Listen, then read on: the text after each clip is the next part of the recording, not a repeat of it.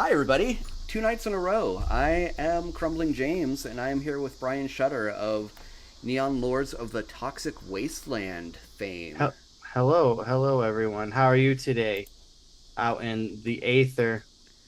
I hope you're all enjoying yourself out in the aether. Yeah, thanks for joining us, y'all. And uh, so, Brian has a Kickstarter going on currently, which we'll definitely talk about while doing this broadcast here. Uh, and there's a pinned link in the chat for that. So if anyone's interested in checking it out at any time, by all means, go for that. Um, so Brian, tell us about your Yes. project. What? So this is the core rules with a Z for Neon Lords of the Toxic Wasteland. This is essentially the second printing of the core rules. We just add in a few bells and whistles, making it look all cool and nice and new and shiny. Just kind of stuff like that. Yeah, I can definitely say that I have the first printing here, and I just remember. I remember when I first became aware of it, and I started seeing your promos going on around about it, and I couldn't help but be like, "What is this? What is happening here?" And it took me a bit to actually back, and then when I did and started getting the updates and everything, I was very excited. And then when I got the book, like, man, this is like, it's a good sized tome you got here, man. Yeah, it that one clocks in close a little over 250 pages. This one's actually getting closer to creeping on 300 right now. Huh? Yeah, Yeah, that is unfortunately. not messing around. That's awesome. No. So all the adventures in the book there, like the Space Truckers Must Die and like all those are getting completely gutted and an adventure supplement called Space Bulk is getting added to where you can venture into derelict space freighters as they were collided by other ships within the chaos storms and made like mutated giant orbiting spheres of gunk, I guess. I mean, it's our version of Space Bulk, but Neon Lords or Space Hulk, Neon Lord style. I think that's one of the things I really appreciate about the game you have going here, and the I dare say the world is it's like a love letter to so many things. Uh, it's just there's so many little references tucked away in there, especially from like the 80s and 90s. So I want to get into that in a little bit. I want to ask like how this monstrosity started. Yeah. But before we do that, I'm kind of interested in your like villain origin story. So it's funny we talked about like 80s 90s games workshop. I mean, you're well aware of the 80s 90s workshop slash Milton Bradley wonder of the 90s called Hero Quest. Oh yeah, yeah. So I got Hero Quest in 6th grade for Christmas and never looked back, right? So like I mean 6th grade you obviously don't know like the actual rules kind of. I mean, I It's guess funny I we kind of, talked I don't about. know. Maybe I did, but we always played it on our own, right? Like Yeah, yeah. a rudimentary role playing game. So it's like it kind of spawned from that. It's like, okay, that's cool. But like then I found a red box, because it had minis in it. I was painting the Warhammer or not Warhammer. Damn, there's so many names of IPs. So Hero Totally. Quest. So I was painting the Hero Quest minis, and then I don't know, I was at like Walden's Books or something, and they had a red box that had like so that red box at that time, because I mean, there's always iterations and changes and tweaks to the box, Mm-hmm. had a paper two-sided. I want to say it was either two-sided or either way, two maps, like the blue minis and like a CD-ROM with not CD-ROM, an audio CD with like narrative play and Yes. I would play. I mean, you can find those tracks on YouTube. I make my wife listen to them on long car rides. It's just Okay, it's that's just amazing. the well, yeah. So I was like, oh, let's listen to this. See, this is like I listen to this all the time as a kid. She's like, I don't care. This is stupid. But yeah, so it was like, oh, sweet, more minis, and it's like, oh, what are these like polyhedral? Not at that time. Oh, 20 sided dice. What is this? And then you evolve into like caveman scratch head looking at like math rocks into like, actually playing.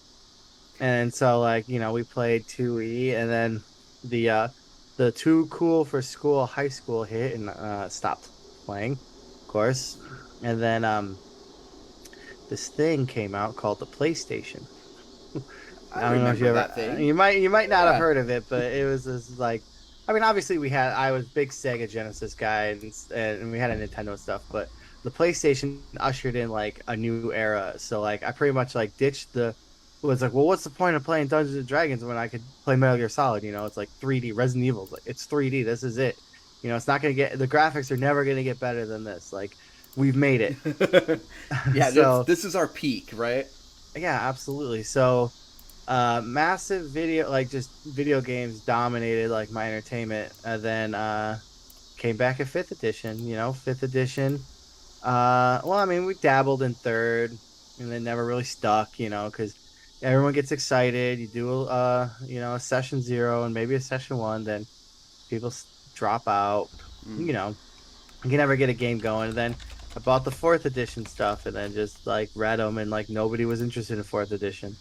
But then everybody all of a sudden was interested in Dungeons and Dragons on fifth edition. This was pre Stranger Things fifth edition, so and was even, I would say, even pre Critical Role. So actually, there was a video. I remember at work there was no, it had to have been because Matt Mercer did it. It was like a Vin Diesel playing Dungeons and Dragons video for like that the like it's not, it wasn't called The Witcher, The Last Witch, I think it was called, the movie. Yeah, okay. Yeah, I remember that Yeah, movie. so there was a promo where Matt Mercer is running him through this one shot, and everyone's like, I want to play this game because of Matt Mercer. It's like, okay. So then they're like, well, anybody know how to play? I was like, well, I mean, I've dabbled, like I played some second edition and dabbled up from, three, a little bit of 3.5, a little bit of four. Like, oh, teach us how to play, teach us how to play. So it's like, all right, so then played a bunch of fifth edition, and then and then through there opened up, like my mind's eye, Dungeon Crawl Classics and Lamentations of the Flame Princess, and like, all the quintessential tropes that people go to after fifth, like during and after fifth edition. And then the culminating event when I finally got my 5e fatigue, which I mean, I would still play, but Totally. um, we got to 10th level and I was done. I was like, I mean, because I'm the forever DM, right? Like, don't really play. Yeah, Matt Mercer effect for sure. Daniel in the chat. Yeah, so I got the 5e fatigue, 10th level, like all the way to 10th level. Like it was this long, drawn out campaign, which was pretty awesome. But I mean, everyone has their awesome campaign stories, right? So, and then at the end of that, I woke up and I'm like, I'm done. I'm done with fifth edition. I want to write a Masters of the Universe role playing game. I was like, hell bent on this Master Universe. So then it's like, all right, so everyone's gonna like have giant muscles and giant swords. And it's like, well, you can't have a party of all giant muscle, giant swords people. Because one, not everybody's gonna want to play that. So then Hmm. you've already like alienated half of the people that would want to play. And two, like fundamentally on a game mechanic level, probably could and be funny, but you wouldn't get very far. Yeah, Get it totally. right. There's not a lot of longevity there. Right, absolutely. So then it was like, all right, well, okay. So I mean, there was magic, right? There was Skeletor. He was kind of a cool dude. So I was like, all right, oh, like a war wizard, right? So that's when the second class, the war, like, gotta have a wizard. It's like, okay, well, since you have like the evil, so like in Neon Lords, the war wizards bestowed their magic upon them by demon lords in exchange for their souls in the eternity. So it's all black magic, all evil crap that they do, right? So kind of like based on a heavy metal Skeletor. So then it's like, well, if you have like pure evil magic, like gotta have the paladin class. And then the Holy Smiter came, and then then the thief came that had to look like a ninja because everything's in the 80s, 90s. Then like dwarf, like it just kind of like snowballed into like the game. And it was always like, well, what ridiculous thing can I do to this class to make it like completely like unique? Yeah. Very long-winded answer. I apologize, No, but that was a lot of great stuff right there. Yeah, I will say I actually started in second edition myself as well. And I remember when we got to the era of the audio CD, like that was a Mm, big hot thing for a sec. absolutely. Uh, I have fond memories of there was this Planescape supplement that they put out.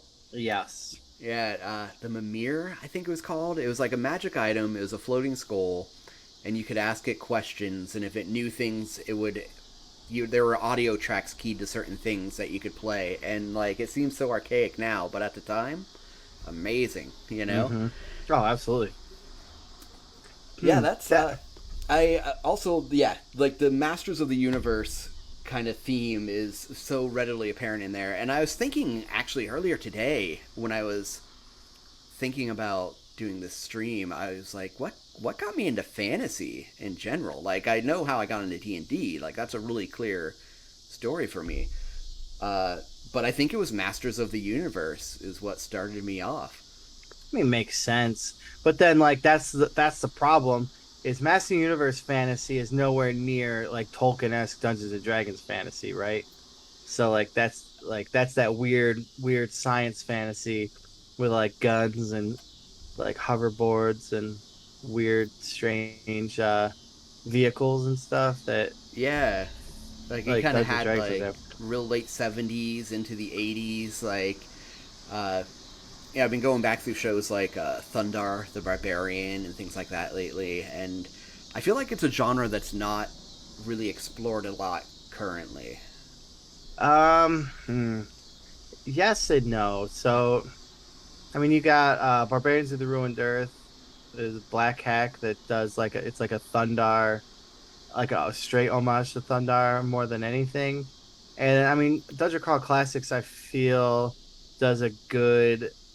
I don't know. It's kind of weird because you're kind of right, but like nobody actually like hits the nail on the head with it.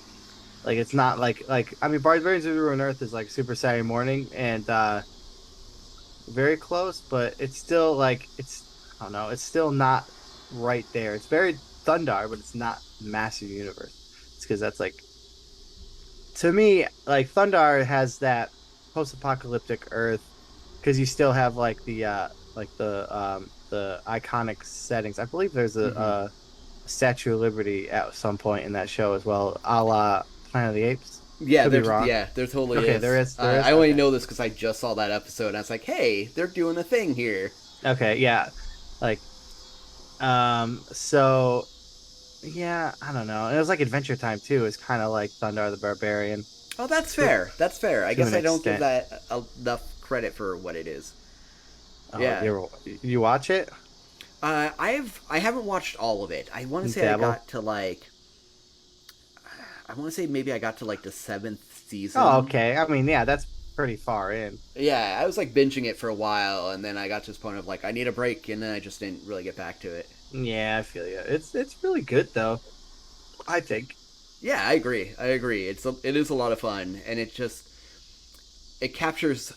I think my favorite thing about it is it captures a lot of whimsy, you Oh, know, and absolutely. that's Yeah, fair. but that's what makes like the Lich in it like so much more better because it's so whimsical, but then it gets dark quick. Right? Yeah, and they don't shy away from that, which is Nope, kind of and they cool. don't shy away either. Yeah, but yeah, off topic. But yeah, as per usual. Yeah, what was I say? Oh, so like Motu on the table, right? Yeah, I don't think anybody's done it like to like perfect justice yet. I think everyone kind of like grasps at it, but nobody has gotten it. There's Yeah, there I could be out there though, and I just don't know that there's like something actually close. But I mean, there was supposed to be a Master Universe like licensed RPG, but I guess they just sold the rights off, so it's not happening. Oh, really? Yeah, I knew that Yeah. was in the works, but I didn't know that it had gone south. Yep. Somebody just posted it yesterday Huh. somewhere. Yeah. Such is the life of licenses, but Yeah. being unconstrained by a license and getting to do your own thing is that's worth something there, you know? Yeah, absolutely. I mean, a license would be cool and awesome, but at the end of the day, give me just my computer and a monster, and then 12 hours. and I might write something. Something's gonna happen in that Yeah. 12-hour span. Yeah, I mean, I might just end up binge watching like 80s VHS tapes or 90s action movies, but I mean, maybe I'll write something.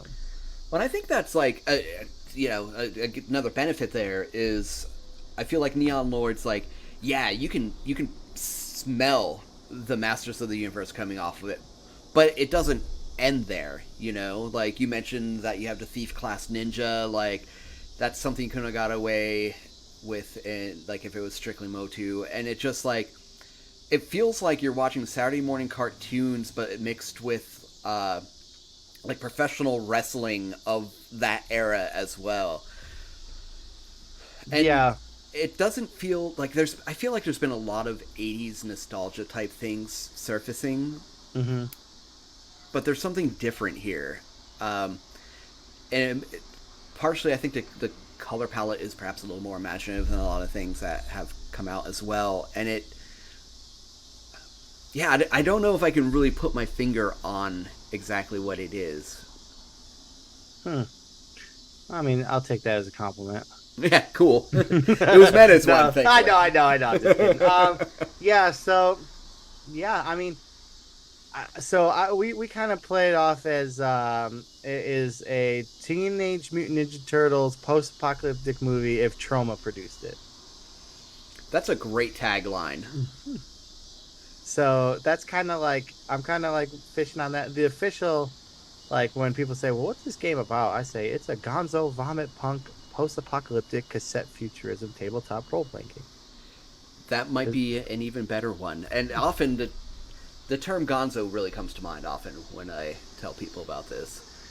Yeah, Gonzo's a double-edged sword of a term because like yeah, I feel like we encompass Gonzo for sure. Some games can be labeled Gonzo and not deliver in the Gonzo department. But that was a big thing I wanted to do actually. Remember renting a movie or buying a video game Mm-hmm. and getting like looking at the box art and be like, this is gonna be the best game I've ever played in my life.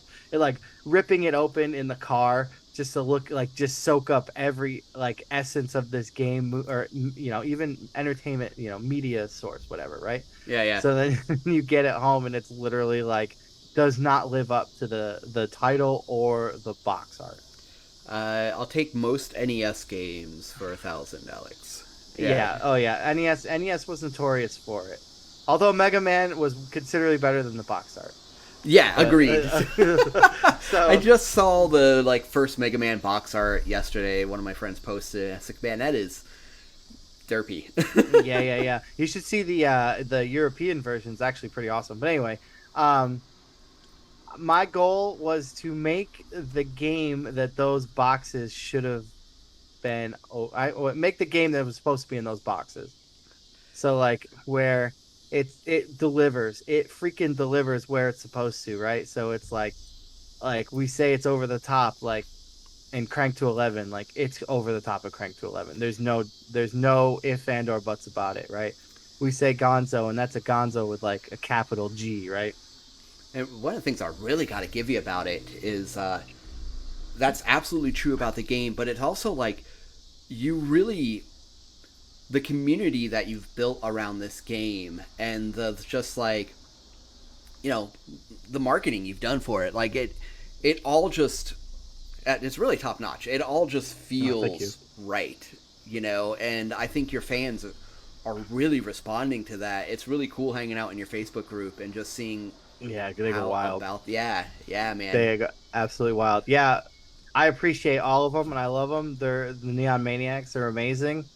And I feel like it's just like real recognizes real, right? So like I made a game that I wanted to play. Everything I put out is something that I would want to buy as like a RPG fan, like I like games, I buy stuff, and if I saw this on the shelf I would definitely buy it. So like that's like the end goal for me, and if you guys are along for the ride, awesome.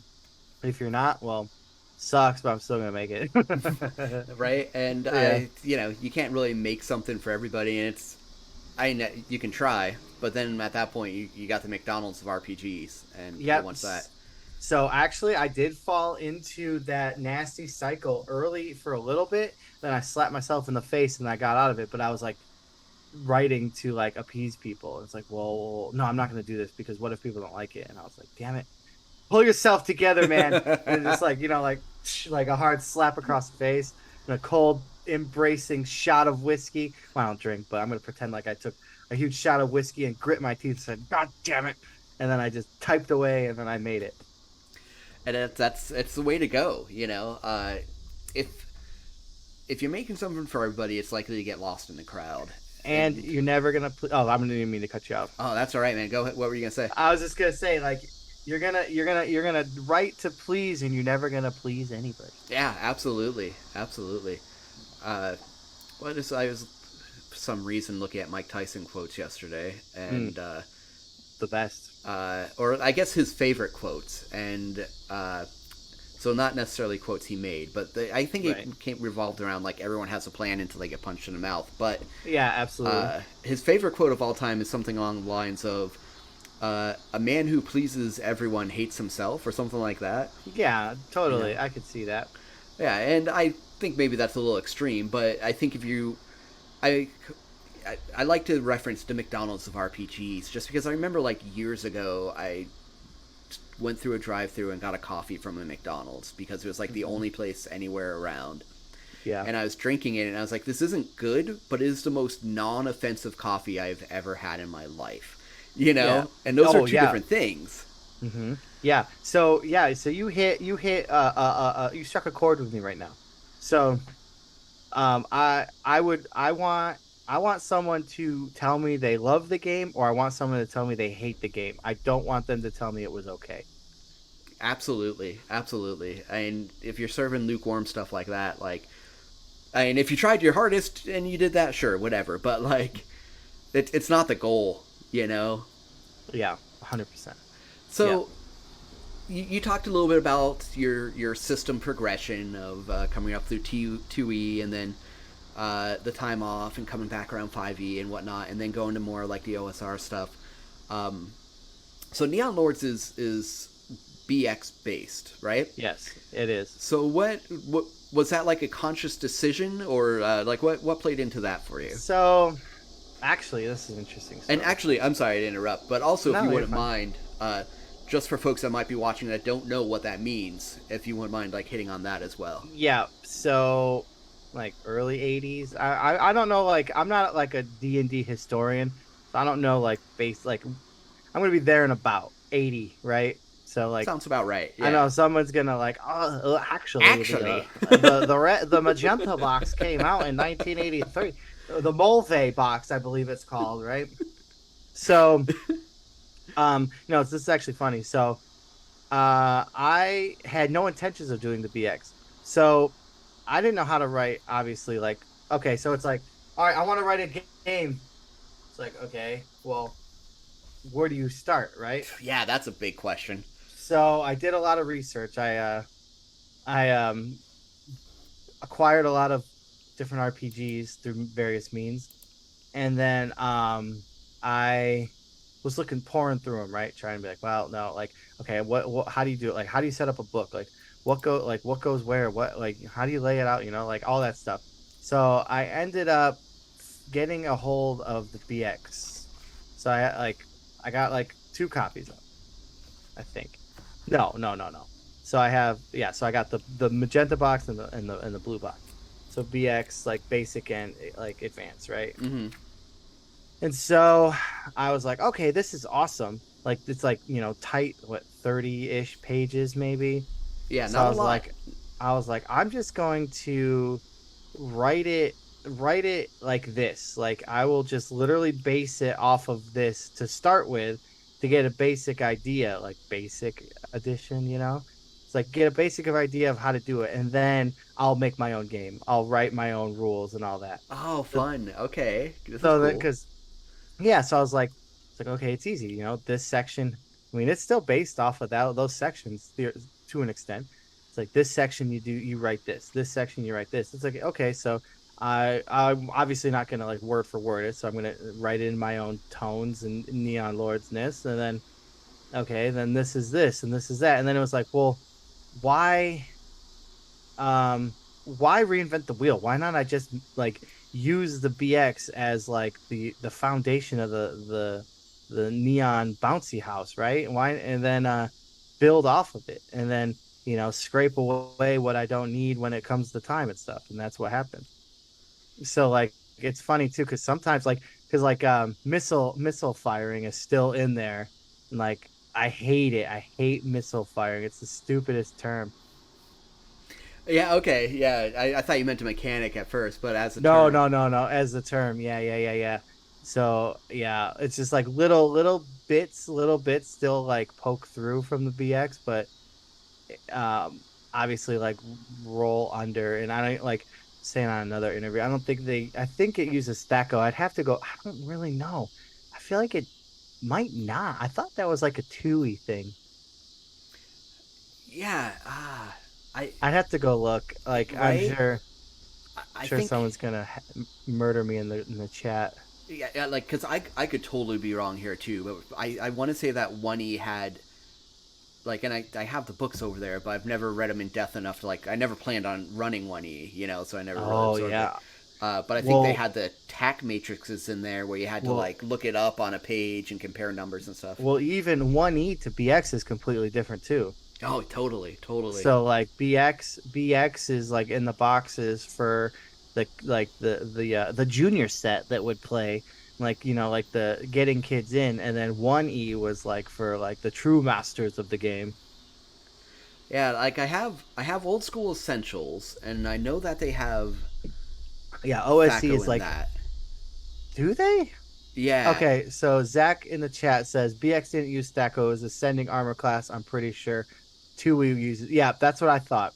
Oh, Alver, really? It had ascending. I did not know that because I started at 2E. I didn't know it changed armor yeah, class ascending and decent. Well, no, no I shit. I want yeah. So I'll look it up, but Huh. pretty sure. Thanks, Um, Zach.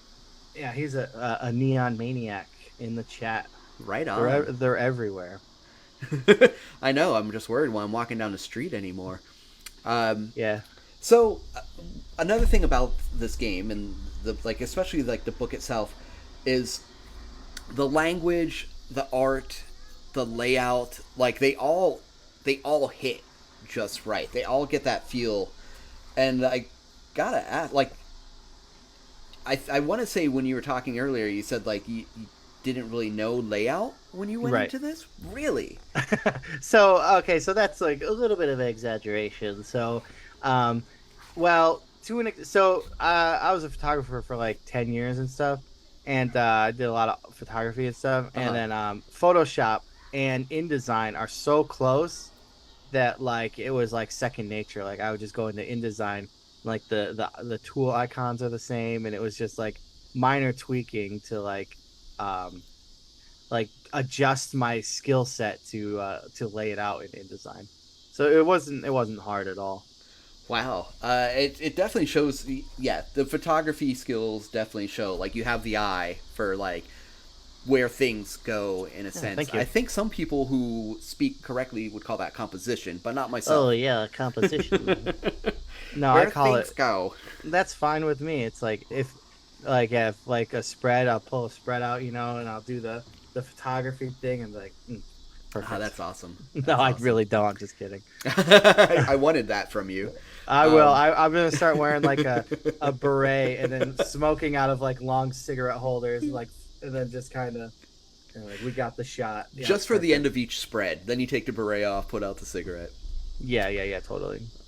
So Crumbling Keep is two people. There's myself, and then there's my friend Brad, and Brad does most of the layout and stuff. At least, especially for the things that we actually publish. I do a lot of stuff for the web stuff, but even it's a skill that I don't want to say I don't have it, but it's just when I compare, like, for instance, I did a rough layout on something, and he Hmm. took it in one night and cleaned it up. I was like, oh yeah, that looks so much better. It's not that what I did looked bad, but this actually looks good.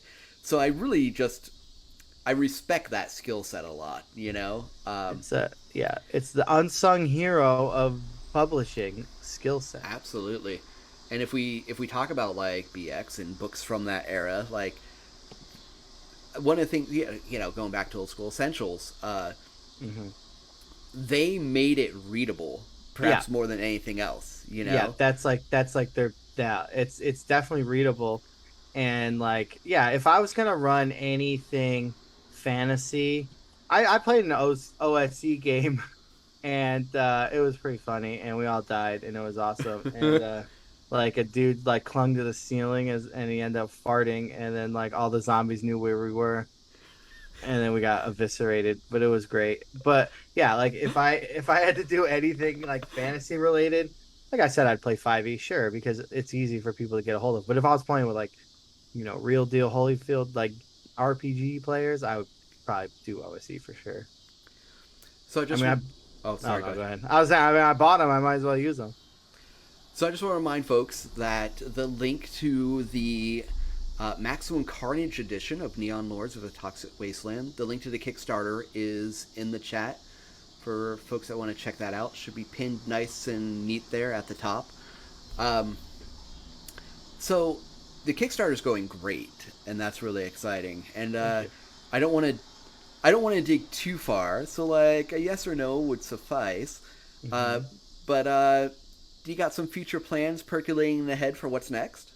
Oh yeah, there's definitely tons of stuff. Always. So yeah, so the big thing was, well, here's a 20-minute story about why it's the so Moose was like, all right, what are we doing next? Like months back, months back, and it's deities and demi bros was like the Oh my god. next big book. So like expand on So the good. wrestling. Thank you, wrestling pantheon. Add the chaos gods. Add like the cosmic scum gods.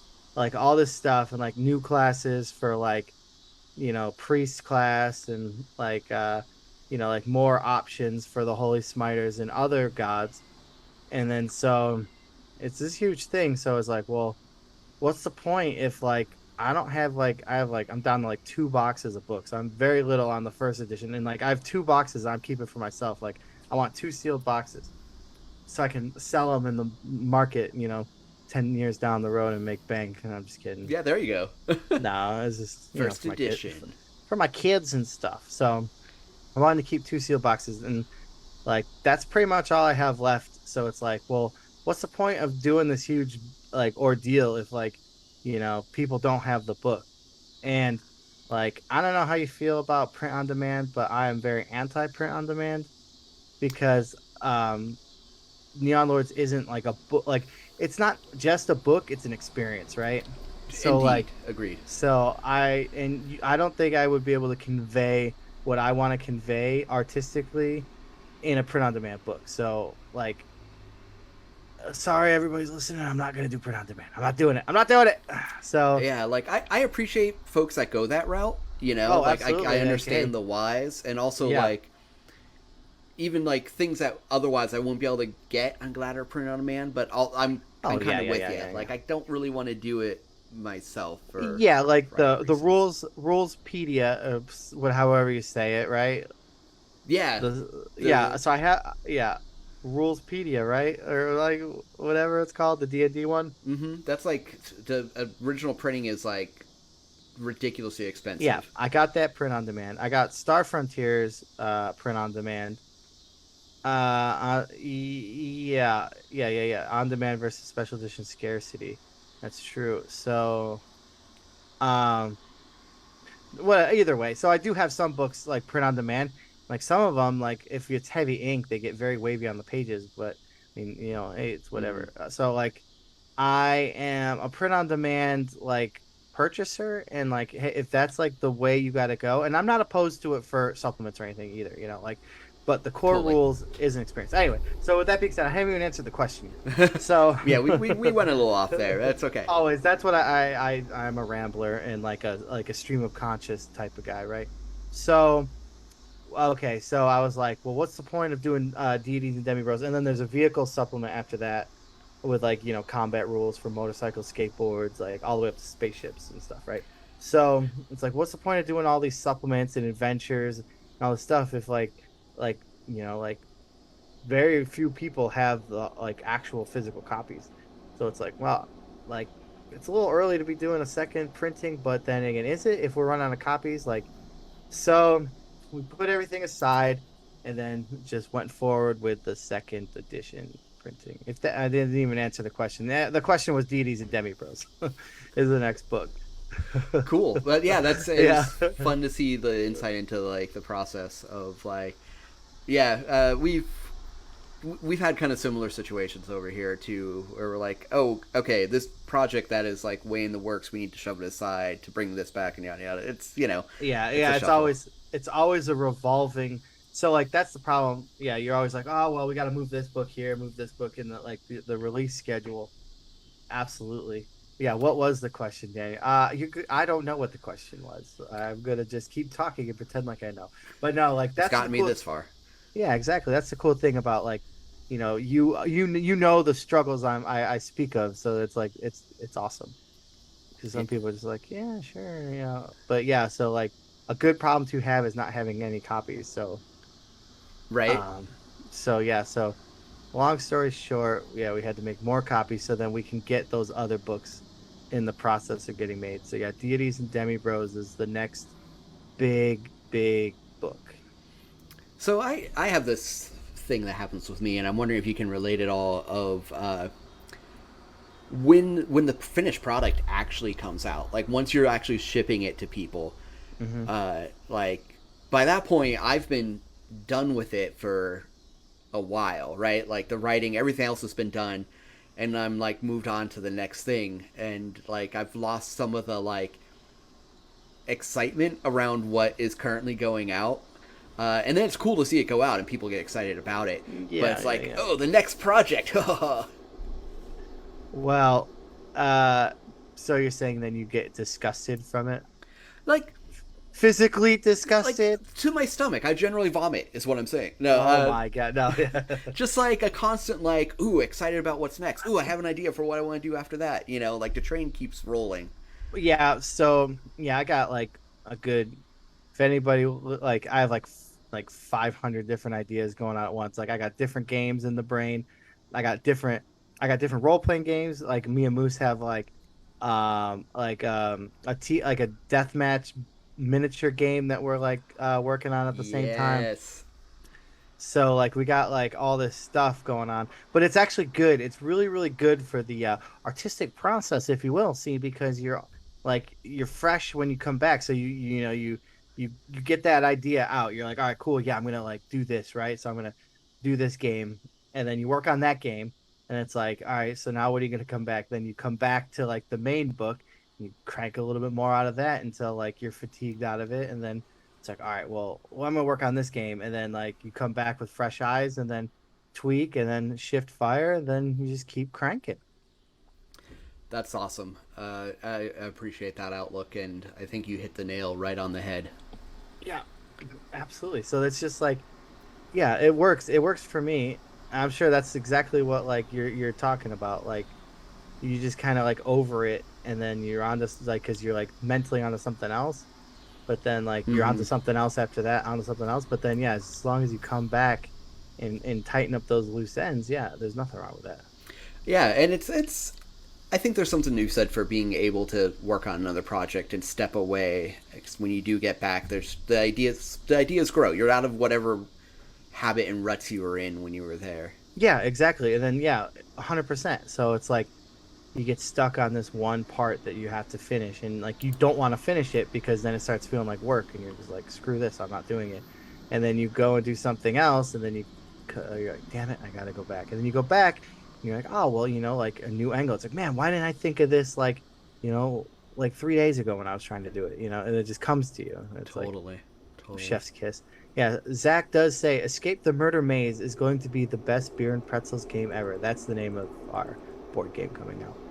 That's perfect and pretty on brand. Yeah, that works. Yeah, so it actually is in the Neon Lords universe, just like a different game. So it's essentially like Smash TV American Gladiators Running Man game that they watch. in the universe, Neon Lords universe, and then you're contestants in that game. That's an awesome tie-in. That's interesting that you say because I haven't officially announced this yet, but I've been working on Gangs of Rot Bottom, which is going to be a Mm. miniature game set in the Marching Order universe. Oh, awesome.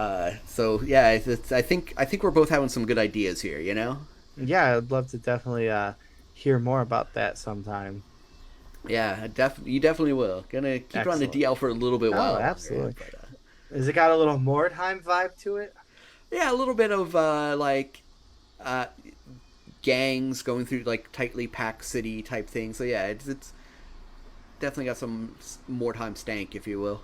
I love it. I'm already interested. It's Right on. like, I mean, because like, yeah, Forbidden Psalms came out, and that's like the oh, Daniel said spoilers. Yeah, Daniel. Shh. Um, You like know nothing. Forbidden Psalms is the Mork Borg minis game. Are you aware of it? Yeah, yeah. Okay, yeah, I've yeah, yeah. been through the initial campaign, and in a few weeks, gonna start the mad something mad mage something. Nice. Yeah, that's like the guy, right? That's like the guy that sends you on all the quests in the first one. I think Yeah, he's back, Fricks right? Fricks or something. There's a lot Yeah. of consonants in there. Yeah, so I mean Mork Borg did it. So if Mork Borg can do it, everyone else can do it. I'm gonna take that to heart for everything Morkborg does, which Then what? like definitely aside and off topic, but I'm also really excited to get the hard copy of Cyborg when that comes out too. Yeah, yeah, I need the hard copy because I tried reading the PDF and it gave me a headache. Yeah, I could understand that. I think someone said it earlier. Yeah, Zach did physical over PDF any day of the week. Yeah, yeah, yeah, And again, totally. to each their own and everything. But for myself, like I don't absorb as well from PDFs. I don't at all. I Yeah, hate PDFs. And I hate PDFs. I like to this extent that like yeah, I have like a hardcover Neon Lords right there that I'll use like over like a PDF on the screen. same, same. I can't do it. Yeah, Like I hate it. I can't stand them. It's just like even so even prior to like gaming, like it was like the revolution's here, printed media is dead. All hail the Kindle. So then everyone gets a Kindle, and it's like, damn it, I don't like reading books on here. I enjoy having bookcases with books that Yeah, will end up being my absolutely. tomb someday. You know. Yeah. Oh yeah, I have my. I say this every time. I got my. Oh, it's probably not there. Yeah, of course it's not there. I got my Rogue Trader 40K copy next to me at all times, which I don't know where it is now. Embarrassing as that is, I'm gonna be buried with it. Told my wife it's gonna go in the casket with me. It's like the Bible to me. I love that book, even though I don't know where I do my copy. It's probably by the bedside where it belongs. You know. Uh, no, I usually keep it like right there. I was just on a stream with Moose and we were flipping through it, but I don't know what I did with it.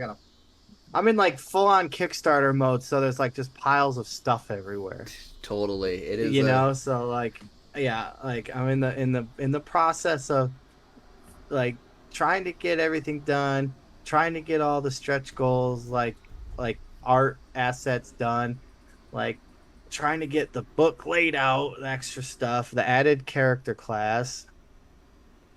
That's daunting. So how long do folks have left to back this Wonderman? Oh, let's see. I believe it is 5 days left. 5 days. Yeah, I can't wait. I can't wait till it's over. Totally, dude. It's Kickstarters just get longer and longer the more they go out. Like there's the first 2 weeks, and then there's everything else after that. What Yeah, like? it's oh yeah, it's the worst. Yeah. It's it's that middle campaign slog Mm-hmm. of like, but I will say I did very fortunate on this one. We never plateaued. We every day we had like people. So like it was like ever raising. So I'm very grateful for that. And it was definitely not uneventful, I guess. It was exciting because every day was like more people. So it wasn't days where it's like nobody or like losing like two a day and nothing else Yeah, happens. because It's that like that hurts. it's brutal. And I take every single one personally.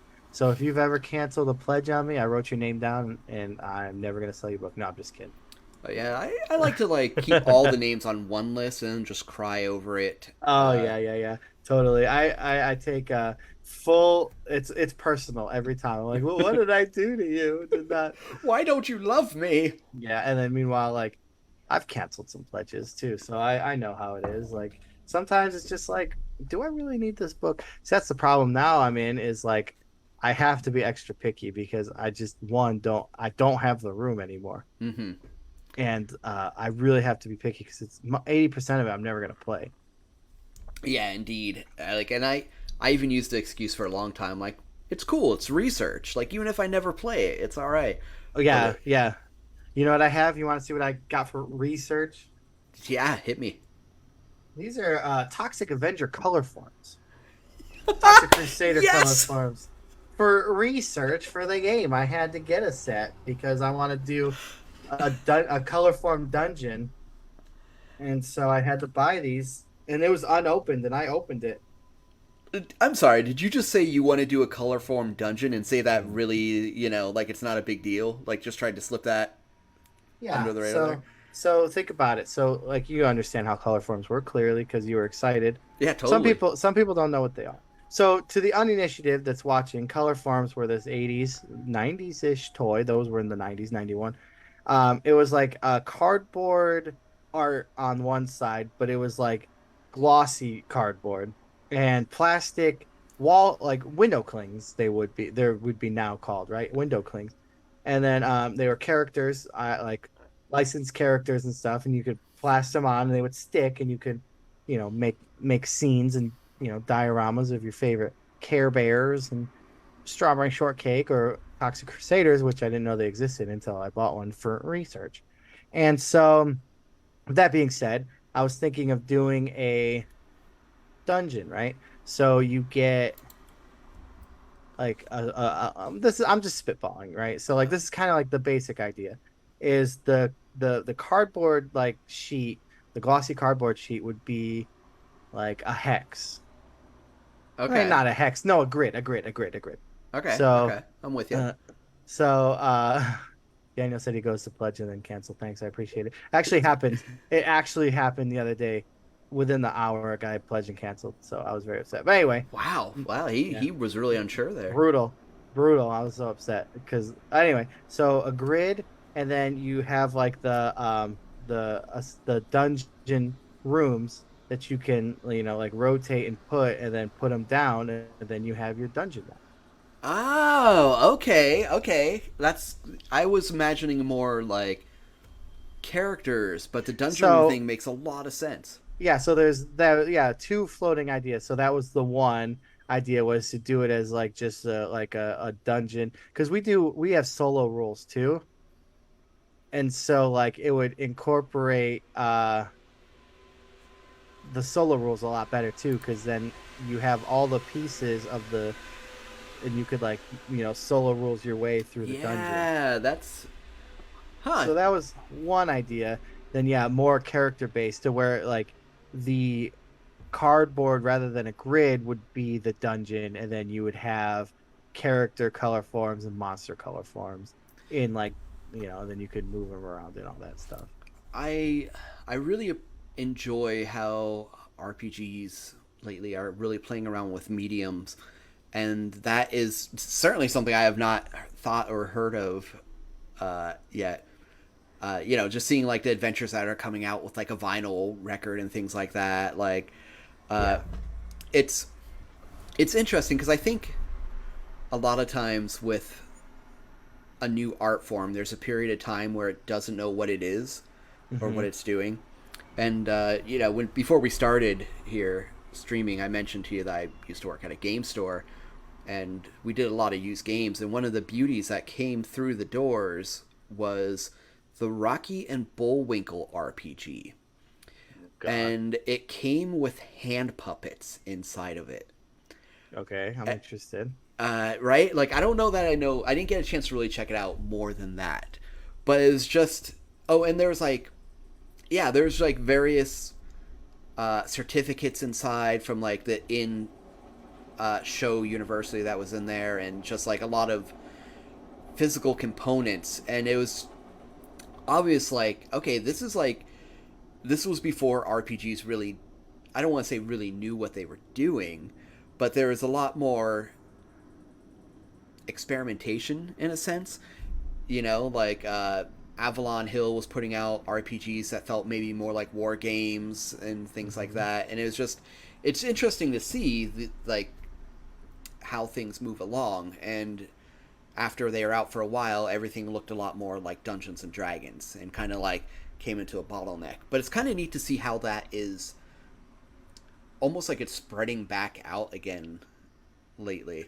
Yeah, I would say it would equate to the video game boom of the 80s. Like after the fall of the video game, right? Like ET killed the video game industry for a while with the Atari 2600 and Yeah. everything. And then Nintendo single-handedly brought it back. I would say that yeah, like RPGs like kind of were brought to the forefront at that point, and then like once everyone saw a Nintendo Entertainment System, they ditched their pen and papers for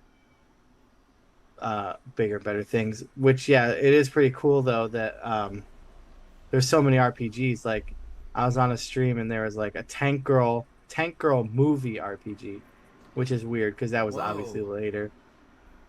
It's actually not just a full Tank Girl movie RPG. It is a supplement for something else, but still, it's pretty Yeah, cool. but still, that's wow. I learned something new every day here. It seems. Yeah, so it's pretty interesting, and yeah, so I could totally see like pre like probably like in the infancy of video games, like oh well, it's never gonna last. Like RPGs, like like had their like golden era, I guess, and then died out, and like the yeah, just went strictly D&D for a long time. Mm-hmm. Yeah, and yeah, Daniel until like said World he of Darkness, really. yeah, and then like Pathfinder and stuff Mm-hmm. said I would play Tank Girl RPG. Well, guess what, Daniel? You can back Neon Lords of the Toxic Wasteland and play Tank Girl RPG Brilliant. because you can theoretically. Well, could just no tanks, but the Heather class is very Tank Girl based. And you mentioned vehicles in the future. Yep. So after Deities and Demi Bros, it is slated. The next book is the vehicle supplement. It's Hack and Thrash is like what I'm calling it right now, but title subject to change. And then Seriously. after that is like the Neoterra XX Road Atlas that's gonna have like more. It's gonna be like those quintessential old school atlases. It's gonna have like all the attractions you can go to and different like spots where you could possibly get into some trouble. Like more expansion on like the mega cities and all that stuff. Kind of like Cyberpunk 2020 did. And you are absolutely killing it. Just the names you just rattled off alone are like, yeah, I'm sold. Cool, let's do this thing. Sick. And then after that, there's like, well, there's a whole that's a whole line of books. So then you got Moose, I don't remember. We named them all. So there's gonna be like the um European Atlas book, the Japanese well, Asia Atlas book, Middle East Atlas book. I wanna say there's a South American one, and then the commies from space finally come back. Commies from space. Yeah, Russia, Yeah. Russia actually beat us to this. Like, spoiler alert! In this alternate history, they shoot themselves into space and then finally come back millions of years later. And I gotta respect that level of world building that's going on too. Yeah, I appreciate it. It's just like, how can I make this as ridiculous as possible? It's like space commies. So, speaking of ridiculous as possible, before we wrap up tonight, Yeah, yeah. uh, tell everyone, please, about Lord Randy. So Lord Randy, the Savage One, is the Zeus of the Zeus of the world, and he sits upon the golden throne of eternity, and he is the savior of all mankind. But he actually there's a little controversy over that because there was a whole pantheon of wrestling gods that have been silent for a very long time, and rumor has it that they were placed in a hell cell and it could be busted open, and the deities and demibros will be free yet again. Oh man, I love it. I really do. You pack so much into it, and it all works. Appreciate it. Yeah, it's just like a lot of it has to do with like a single focused idea, you know? Like I can pretty much do whatever I want. It's kind of like weird because I'm like, well, I'm gonna write this, and like, there's really nobody to tell me no. So it's like, so I think that has a lot to do with it because it's like like like you probably know, just the two of you. So it's like mutually exclusive. So it's easier to write rather than like 10 people trying to write a book. You're gonna have different like ideas and different like tones, and like going in, Totally. it's just not gonna like, it doesn't make it just McDonald's RPG. It just Mm-hmm. turns into lukewarm crap coffee, right? Yeah. Yeah, it's exactly, it just pacifies itself just by the number of people that go into it just makes it substantially worse, I think. I mean, there's some great games out there, but like mediocre fantasy is just not what I'm interested in. Totally. Totally. Like, I think you said everything that needs to be said there. When you create by committee like that, I think it ends up filing off a lot of the rough edges, but some of those rough edges are the things that you want to Exactly. love about it. 100%. Yeah, the rough Yeah. edges is what makes the game what it is, right? Right, right. Like going back to that like McDonald's coffee analogy I made earlier, like You sometimes you nailed it. want that like good bitterness and not everyone does, but like if you're a person that does, this is the game or the coffee or whatever for you. Yeah, 100%. Absolutely. Like, if this is what you want, it's perfect. Like if you want run of the mill, like middle of the road coffee, then that's fine. You can You find know? it easily. Same thing with RPGs. Yeah, 100%. Same thing with like everything. You could play some of the best games ever, or you can play Modern Warfare again, Call of Duty over and over and over and over and over. And you're going to know what to expect and that's exactly what you're going to get. Yep, 100%. And there's absolutely nothing wrong with that. Totally, totally. But, if you want to get out there, Yeah, uh if you want to expand your if you want to horizons. expand your horizons, back Neon Lords of the Toxic Wasteland Maximum Carnage Edition. Check the link out in the chat there. I am super excited about this printing, and I can't wait to hear more about deities and demibros. Which Yeah. that name, man, kills Yeah, me. I Just mean, kills me. like, yeah, it's like if you're gonna do a god book, you got to name it after deities and demigods, right? So it's like our deities and demibros. It is like, what else would we name it? It's In like, true Neon Lords fashion. yeah, absolutely. And maybe Moose will be feeling froggy and want to do like was it Errol Otis? I think did the original cover. Probably not, and I'm gonna get murdered for it. But whoever did the original cover, maybe we'll do like, an homage to that cover. Who knows? Probably not. We'll probably do something cooler. That's awesome. I look forward to seeing. Yeah, do you know about the whole controversy with that book, with Cthulhu and whatnot? Yes, I own two copies, and they are both Cthulhu-less. Oh, nice. I Oh, know. Cthulhu list. Yes, Oh, Cthulhu-less. okay, okay. Yeah, same, same. So yeah, man.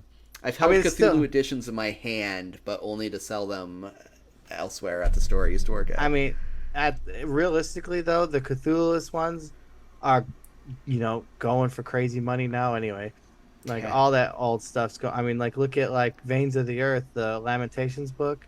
It's like people are going crazy for this book, and it's a $60 book. Like when I picked it up, and now it's like what, like $600 for it. Really? Wow. Yeah, if you got a Veins of the Earth first edition floating around, people are like clawing for him for some reason right now. Oh man. I mean, it's a man, it's a good book. I don't know if it's $600 worth a good book, but No, there's no such thing as a 600, like any book worth $600 to me. $600?